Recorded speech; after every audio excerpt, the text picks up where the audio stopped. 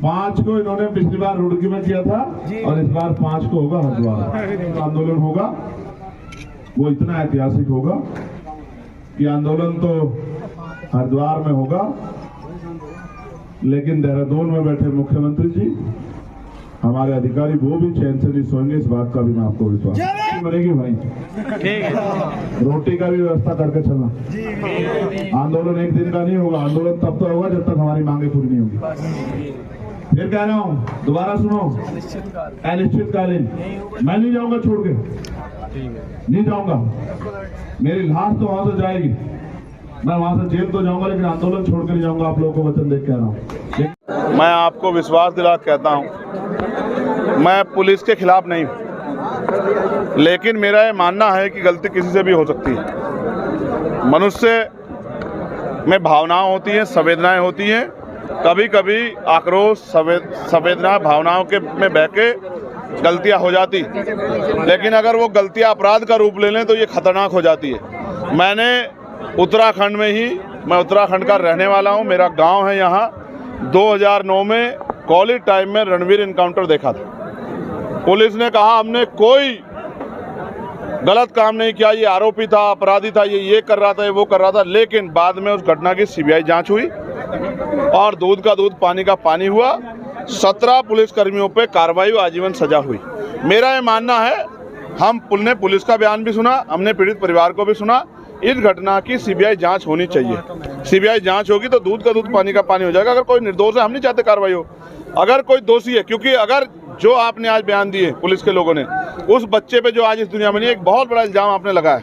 हमारी मंशा ये है कि लोगों में आक्रोश है, उसकी निष्पक्ष जांच हो, सीबीआई द्वारा जांच हो, और जो भी इसमें आरोपी हो, जिसने भी जो अपराध किया, उसको उसकी सजा मिले। मैं परिवार के साथ खड़ा हूँ। मैंने परिवार को विश्वास दिलाया है। हमने 5 तारीख को अगर हमारी मांगे नहीं सुनी गई, इसमें एफआईआर अब तक दर्ज नहीं हुई है। कैसे माना जाए कि पुलिस अपने लोगों को नहीं बचाएगी? झूठे इनकाउंटर हो रहे हैं, बुलडोजर चल रहे हैं, भाजपा की सरकार में गरीबों का दमन हो रहा है। तो हमने ये मांग की है कि हमारी मांग को सुना जाए, वरना 5 तारीख को, 5 अक्टूबर को एक बहुत बड़ा आंदोलन, अनिश्चितकालीन आंदोलन हम लोग जिला मुख्यालय हरिद्वार पे करेंगे और देश भर के अपने लोगों को वहाँ बुलाएंगे कि भाई लोग हमारी आके मदद करें और हमें इस लड़ाई को लड़ने में हमारे साथ खड़े हैं, और जिससे इस परिवार को न्याय मिल सके। मुकदमा क्यों नहीं लिख रही है पुलिस? भाई विपक्ष के साथी है, 21 MLA हैं उनके, एक एफआईआर नहीं दर्ज करा पा रहे। इसका मतलब माना जाए कि बहुत कमजोर विपक्ष है।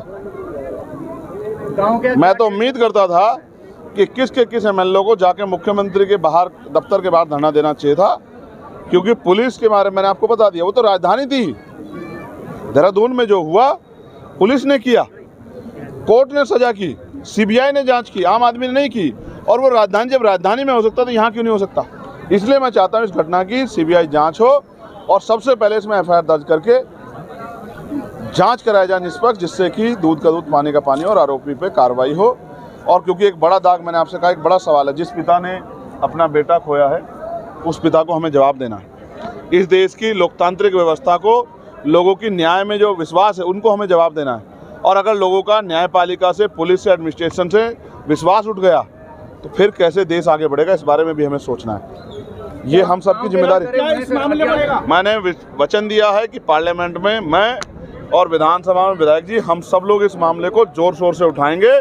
किसी भी कीमत पे सरकार को तानाशाही नहीं करने देंगे। ये हम सब लोगों का फर्ज है।